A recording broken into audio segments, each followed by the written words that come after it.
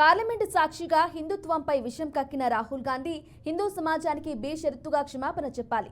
Election సమయంలో నేను హిందూని అని గుళ్ళు గోపురాలు తిరిగి హిందువుల ఓట్లు వేయించుకొని ఈరోజు తన నిజ స్వరూపం చూపించిన రాహుల్ గాంధీ గురించి హిందువులు కూడా ఆలోచించాల్సిన అవసరం ఉందని బీజేపీ రాష్ట్ర మీడియా ప్యానలిస్ట్ పాడిబండ్ల రామకృష్ణ మండిపడ్డారు.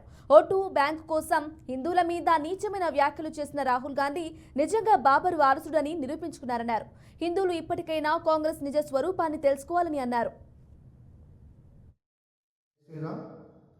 బాబరు వారసులైన రాహుల్ గాంధీ తన నిజ స్వరూపాన్ని పార్లమెంటులో బయటపెట్టిన విధానం ఈరోజు హిందువులందరూ కూడా తెలుసుకోవాల్సిన అవసరం ఉంది.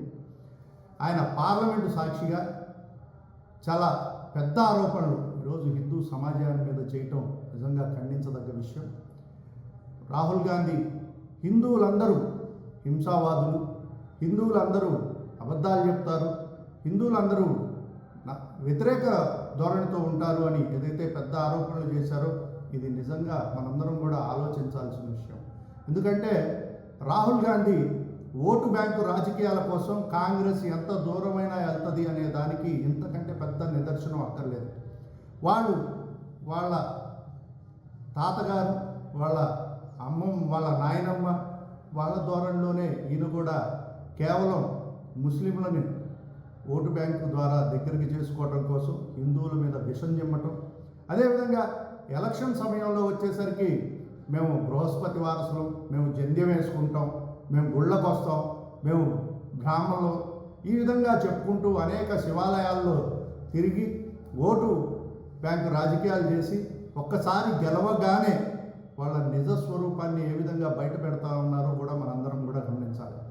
ఇదే మాట నువ్వు ఏదైనా ఒక దాడి జరిగినప్పుడు, పుల్వామా దాడి కానివ్వండి, లేదా అమర్నాథ్ యాత్రికుల మీద జరిగిన దాడులప్పుడు కానివ్వండి, మీరు అనగలరా?